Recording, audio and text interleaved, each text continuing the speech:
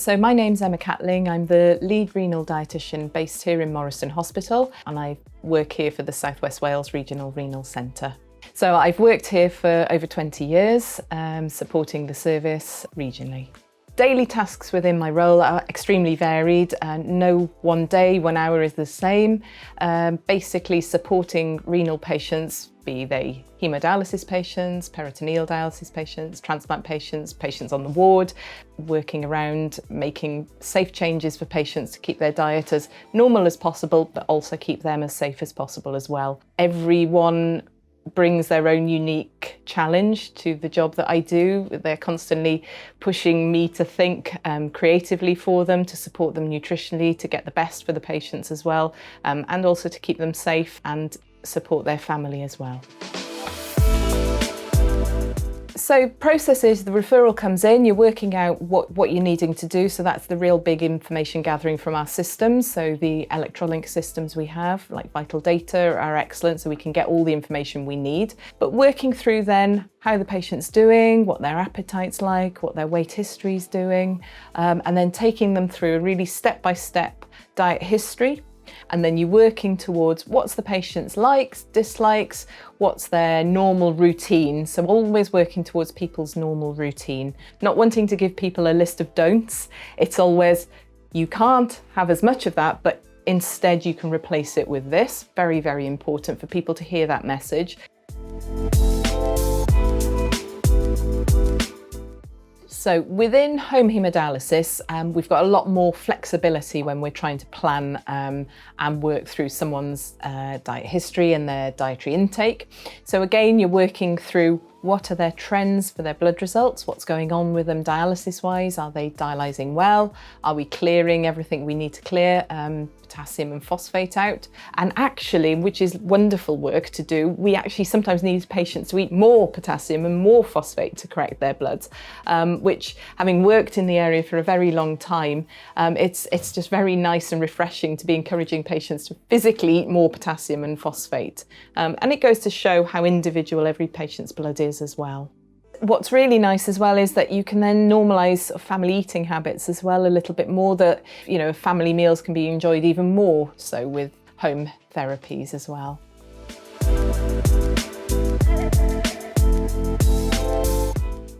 So the advantages for a home hemodialysis patient are you're getting that more gentle, steady daily dialysis or nocturnal dialysis, and by doing that we're getting a much more thorough clearance of the blood, which then can hopefully lead to a lot more flexibility within your diet. The other thing we find is patients almost have a lot more energy, they feel a lot weller. I've heard people describe it as almost this sort of extra energy level that people get because we're cleaning their blood so effectively, cleaning the toxins out, which then hopefully means that they can be a bit more active, even if it's just simple walking, but you know, you'll have people able to play with their family, you know, play with their kids, maybe even go back and do a bit more activity exercise-wise. So it's that extra energy level that patients will get as well, that people report is another really positive side of things as well.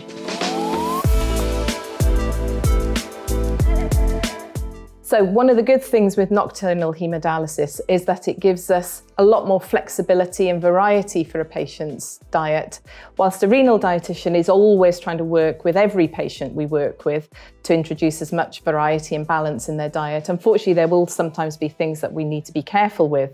With nocturnal hemodialysis, we have a lot more flexibility, a lot more variety, and sometimes we actively need to increase the intake of certain foods to improve certain blood results. We also work with patients to do certain things, cooking methods to foods to improve the potassium content. So for example, with mashed potato, we would normally say to a patient, boil the potatoes well, throw the water away, and don't use the water to make a gravy or a sauce for our hemodialysis population. But actually for the nocturnal population, we may be then saying, something like a jacket potato would be preferable because we're keeping the potassium within the potato, we're not boiling the potassium out, so you end up having a higher potassium swap than you would if you were eating just the mashed potato. The other thing we can start doing is, again, introducing a lot more variety in the vegetables and some of the fruits that we can be encouraging patients to eat. So you're not only getting the goodness from the foods, but then also getting a bit more potassium as well. So things that previously people may have been a little bit careful with, things like mushrooms and tomatoes, you can then start introducing a lot more into your diet. Ideas that we can also increase things like your phosphate intake as well is by adding some possibly frozen fruits onto a yogurt. So again, you're getting the benefit of the extra phosphate and then the extra potassium from your frozen fruits as well. All really nice suggestions that can really make people's diet a lot more varied and a lot more fun.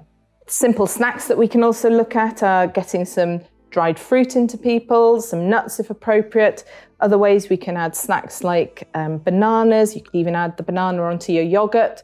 So all really nice and practical ways of getting a lot of variety, more vitamins and minerals, and introducing back in the things that the nocturnal dialysis is clearing out of your blood really effectively. I would definitely recommend home hemodialysis. I think it's important to talk to the team, talk to the experts, the technicians, the nurses. The other thing, if people are worried, talk to the patients, because ultimately the patients are the peer support. They're our experts. They're the ones doing it. So I think it's really also, talk to ourselves as dietitians, but the patients are the ones that are living it, and they know, the benefits firsthand really of how life-changing and family-changing it can be.